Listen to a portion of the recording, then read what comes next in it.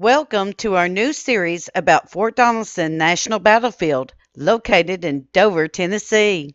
The preservation of the artifacts around the inside of the park began the moment the battle occurred in February 1862.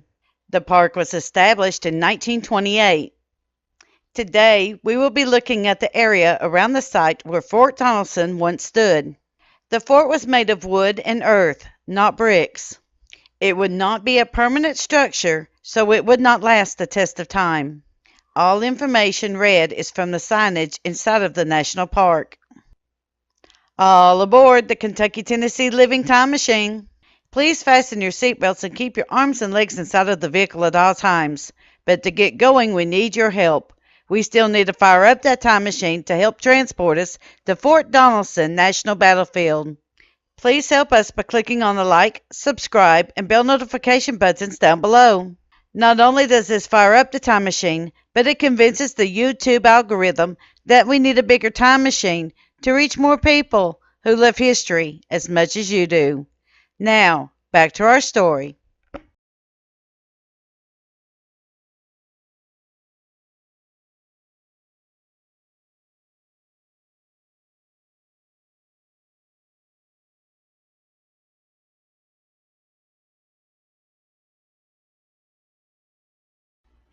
According to the National Park's passport book, which can be purchased at the gift shops, quote, the North's first major victory of the Civil War came with the surrender of Fort Donaldson on February 16, 1862. After 2 days of hard fighting, General Buckner felt compelled to accept General Grant's ultimatum for unconditional and immediate surrender, unquote.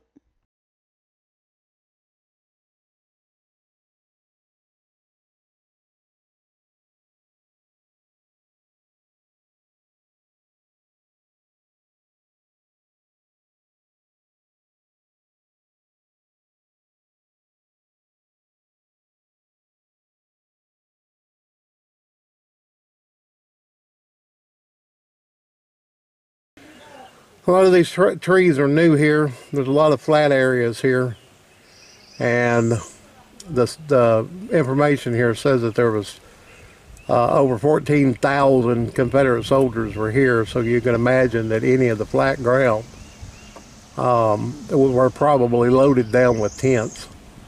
All the trenches in the park were actually fortifications that was put up by the Confederate soldiers. There was 3 Union brigades attacked here, and there was 15,000 men there too. A good portion of the Confederate Army escaped. 9,000 of them surrendered, and 1 general.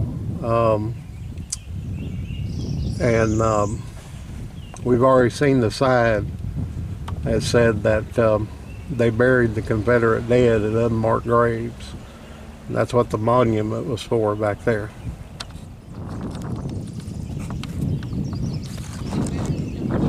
Another gateway, cannonballs on top of it. And there's a trench line that was built by the Confederate. Sign back there said this was the right flank.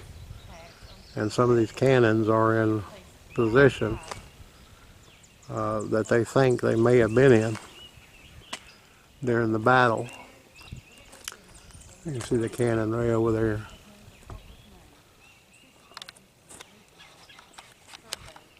This is Fort Donelson National Battlefield outside of Paris, Tennessee, in the land between the lakes. On February 9, 1862, as a brigade under the Colonel Head, on February 12, Colonel Head's regiment was ordered to a position in the outer defense. We're going to go down here, and we're going to look at the site where the batteries were. This is where Fort Donaldson was. It was made of a earthen building. No bricks were used, so it wasn't a permanent structure.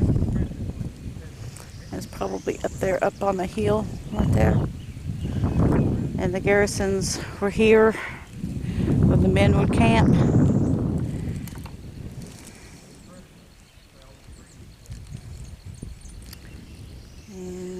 There's a big gully down through there. I don't know if you could see it. A big old valley right down through there.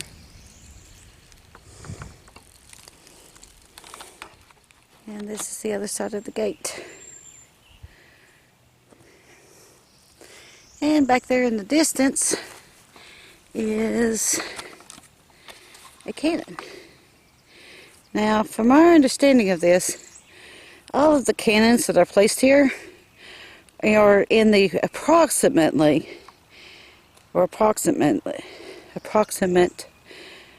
placing that they were back in the Civil War.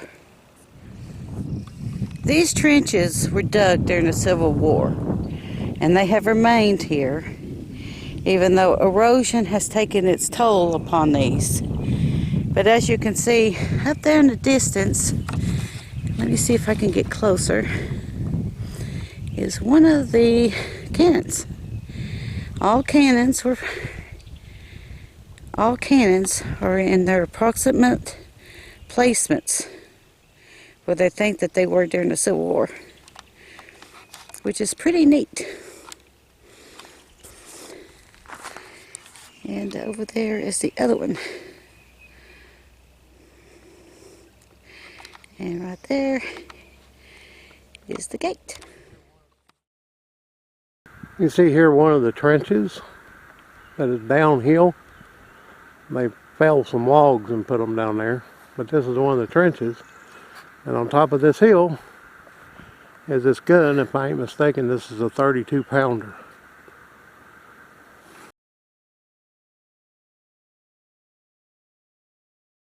This is the 32 pounder cannon, and these are supposedly set up in approximate positions of where the cannons were.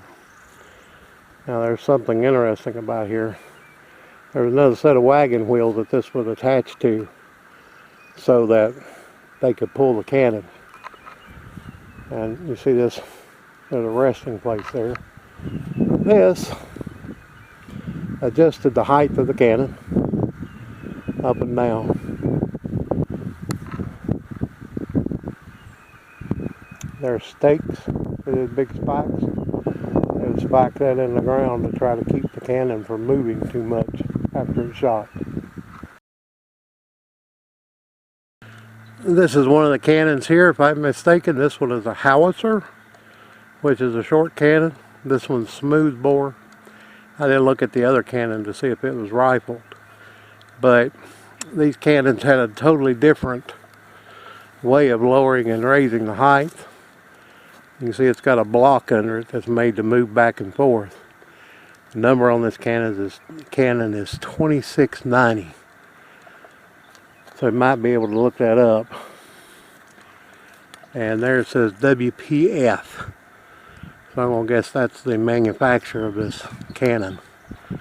But I come over here to get this cannon because this is a very unique cannon here. So far everything I've seen is long barrel. This is a short.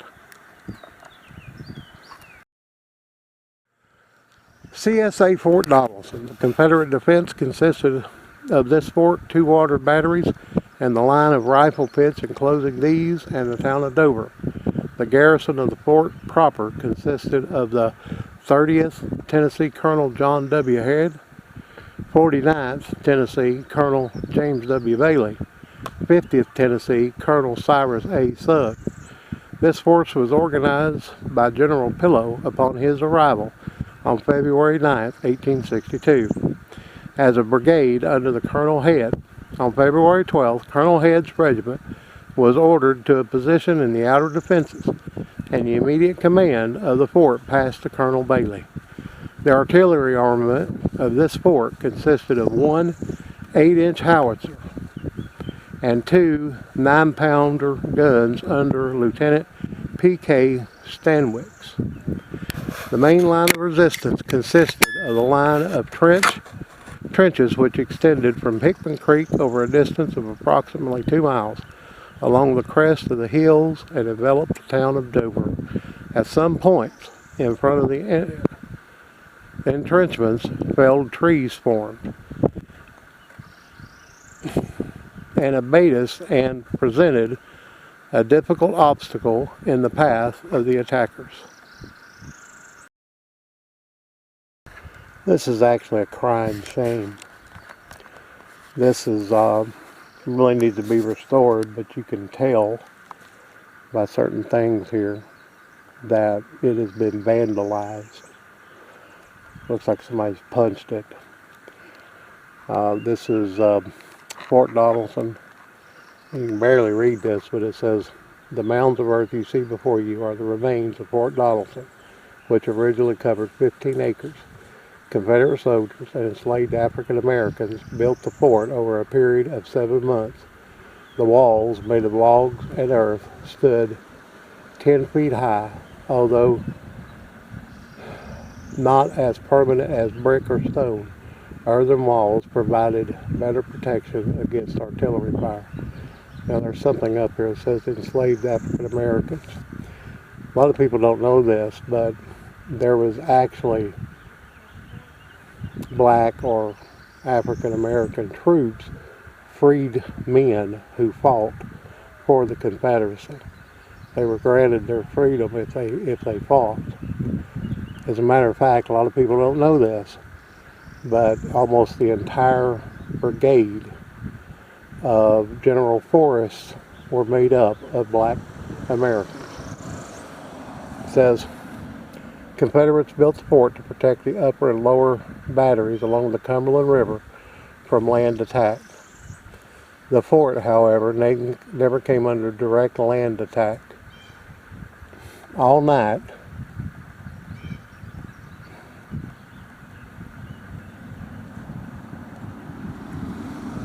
all riding except for the ironclad gunboat attacks on the river batteries took place in the outer defensive lines.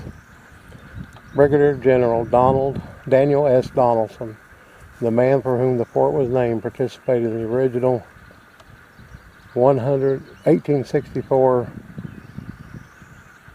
can't read that, it says selected the sites for Fort Henry and Donaldson." Here's where the upper river battery were, the lower river battery. We are here, as you can see there's a line here. There's cannons over there. Here's where the Confederate quarters were, which is all up in here. And here's a profile of the original fort walls. And here's the historic entrance of the park.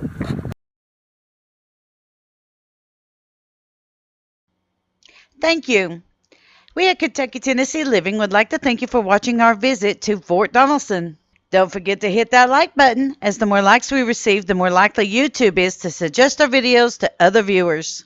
Also, to receive notice when we upload a new video, be sure to subscribe and click the bell notification button. We thank you for continuing to support Kentucky, Tennessee Living as we are discovering the mysteries in Civil War history.